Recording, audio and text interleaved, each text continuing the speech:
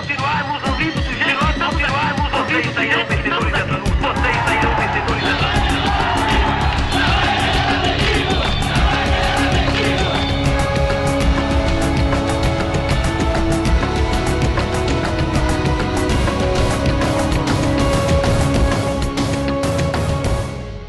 Cólera, sai pra lá.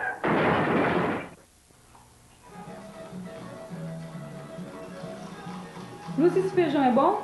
Absurdo, feijão caríssimo e não presta. Não deve nem cozinhar. Saúde pública. Cólera. O cólera é uma doença causada pela contaminação da água, por fezes ou vômitos de doentes coléricos. Por isso, para evitar a contaminação, devemos tomar os seguintes cuidados. Evitar comer alimentos crus, lavar as mãos após ir ao banheiro, antes de comer ou antes de preparar qualquer alimento. Tampar o lixo do banheiro e da cozinha. Ferver toda a água. Peraí, como é que a gente vai ferver água? Você já viu o preço do gás? Aqui em casa, para comprar um bujão para cozinhar já é um sacrifício. Imagina ferver água. Eu, hein? Senhoras e senhores, atenção. Aqui vai um método simples de tratar a água contra o cólera. Simples, mas que resolve. Você pega uma lata de 20 com água e coloca uma colher de cafezinho com água sanitária. Pronto. Essa água está livre do bacilo do cólera. Tem que deixar bem tampado para não contaminar de novo e não deve usar essa colherzinha para outras coisas. Olá. Prestar serviço, restabelecer a verdade, tornar visível um movimento social. Um vídeo popular pode se ancorar em quaisquer desses objetivos. Muito da história dos movimentos sociais brasileiros estão eternizados nos vídeos populares. Eles surgiram quando os equipamentos eram enormes, caros e para poucos. E agora chegam aos tempos da revolução digital. Fizeram diferença na nossa história? Ganharam espaço merecido? São alternativa à voz oficial dos grandes meios de comunicação? Os vídeos populares são o tema de hoje do Memória e Contexto. Nossos convidados são Júlio Weiner, diretor-geral da TV PUC São Paulo, e Luiz Fernando Santoro, professor doutor de jornalismo e editoração da Escola de Comunicações e Artes da USP. Na parte musical, um mestre do violão de 7 cordas, Valério Fernandes. Para começar, muito obrigada pela presença de todos vocês aqui. E eu queria começar por você, Júlio, perguntando o que é o vídeo popular? Quais são as principais características de um vídeo popular? Olha, o vídeo popular era um desejo de trazer à tona temas e olhares que não teriam acesso de uma outra maneira. Era nos anos 80, a TV, só tinha TV aberta, 7 canais, extremamente caretas e muito conservadores politicamente. Então o vídeo chegava nos anos 80 e era uma chance de você tomar posse dessas ferramentas e fazer um cinema barato, né? Nenhum nem outro, mas enfim, de você manifestar a sua ideia criativa sobre temas que não iam ao ar na TV. Sim. Agora, Santoro, qual é a eficácia de um vídeo popular? Quer dizer, na verdade, ele tem que ser eficaz? Então, essa é uma discussão interessante, porque nos anos 80 se falava, bom, vocês estão fazendo vídeo popular, mas ninguém assiste, ninguém vê. Não tinha como. Na verdade, os espaços de exibição inexistiam, né? Você tinha mais os grupos, as reuniões em que determinadas produções eram elementos detonadores de debate. Sim. Então, na verdade, a opinião pública não era formada nas grandes emissoras, porque não tinha esse espaço. Sim. Mas era formada, sim, em pequenos grupos de discussão. Comunidades de base, sindicatos, escolas, universidades, enfim. Vários outros espaços em que o vídeo era detonador do debate. Sim.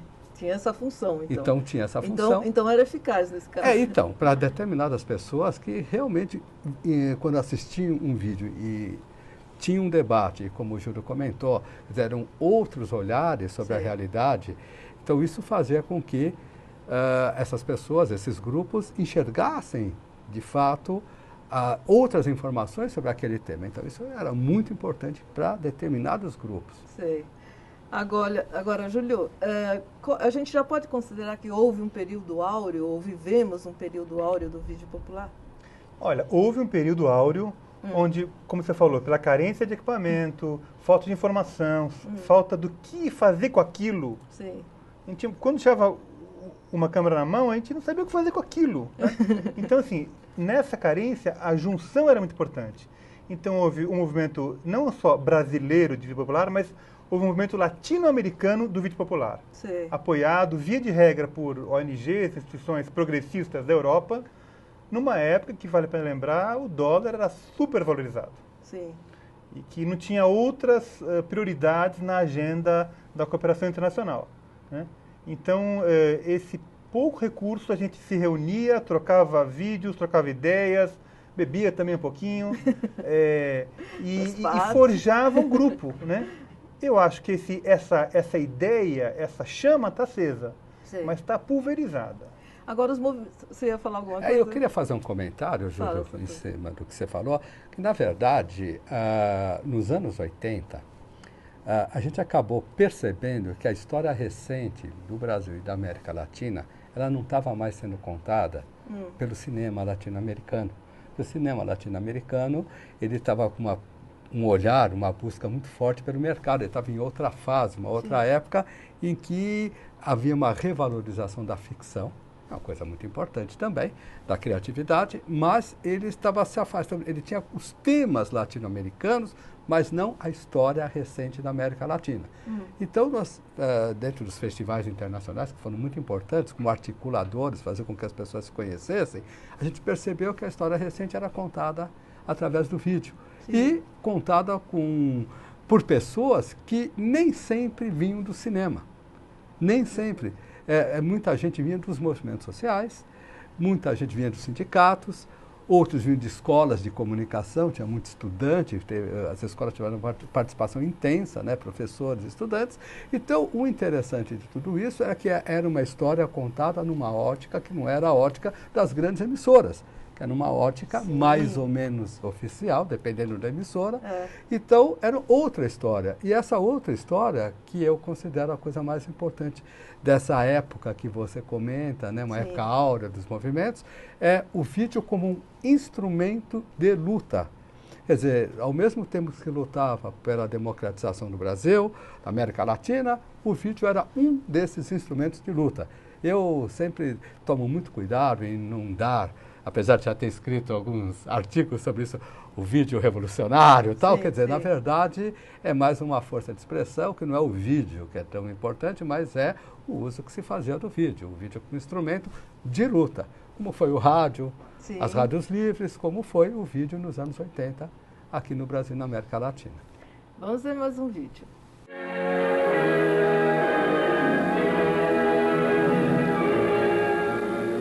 Menor não é problema. Menor é a grande solução.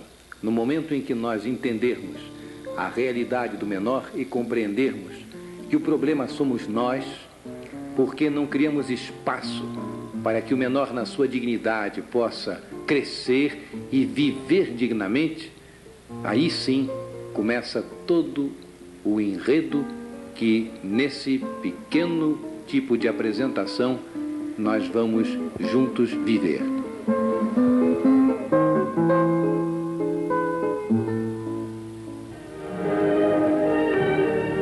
Menores.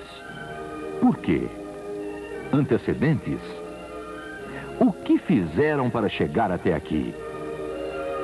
Menor não é problema, menor é solução. No momento em que nós percebermos que a realidade do menor nos questiona, somos nós o problema, porque não preparamos a sociedade para acolher a vida do menor, para desenvolvê-la harmonicamente, para dar a ele condições de viver dignamente como filho de Deus. Sem nenhuma chance de emprego, criam outras formas de sobrevivência.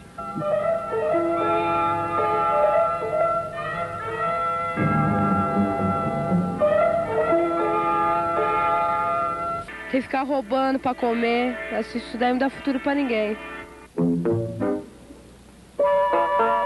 Ao sentirem essa tragédia e tentando alguma solução, os menores partem para as ruas e se perdem na multidão. A gente está vendo esse vídeo agora aqui, né, Júlio? E a gente vê que ali está funcionando quase como um instrumento de inclusão social, né? Agora, esse instrumento seria capaz de mudar políticas públicas, por exemplo? O vídeo teve essa condição? Mudou. a gente quer tudo já agora, né? Claro. Então, assim, e não era diferente há 30 anos atrás. Sim. Mas o Santoro colocou bem, a gente mostrava para grupos que discutiam, faziam uma ideia, divulgavam um chão do que se esperava de uma cidade ideal. E as pessoas viraram gestores públicos, viraram educadores, né? Isso chegou a outras pessoas, né? Então a gente mudou. Nossa pequena contribuição numa grande mudança. Mas hoje somos vitoriosos nessa ideia. Implantar, a gente sabe que depende de muito mais coisas, que também estão em caminho, mas na superestrutura nós somos vitoriosos. Agora, você estudou, você pesquisou, né, as TVs públicas, documentários, tudo isso nos Estados Unidos nos anos 90, tá certo isso? Foi. Havia uma distância muito grande entre o que se fazia aqui e o que você pesquisou lá? Olha, eu fui lá por sugestão, por indicação de um mestre, né, o professor George Stoney, que era e é, nos Estados Unidos, uma grande referência no vídeo e filme sociais. E ele ficou encantado com as experiências brasileiras e queria de toda maneira que alguém, né, fosse para os Estados Unidos mostrar uma outra forma de fazer um filme de uso social, né? Então, assim, havia distância tecnológica, havia uma prática de linguagem menos intensa aqui, né? Mas tínhamos muito que mostrar, não só para eles, Estados Unidos, mas em todo o mundo.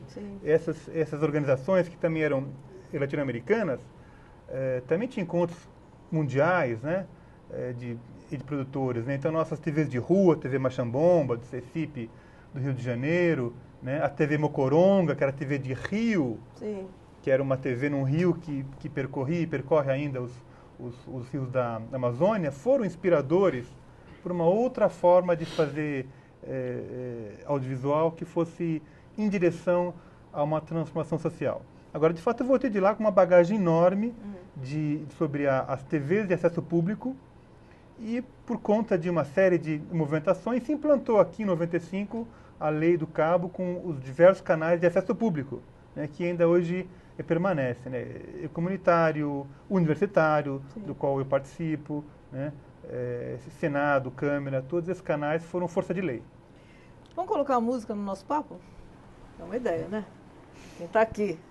Valério, quem quiser te ver é só percorrer a Vila Madalena, é isso?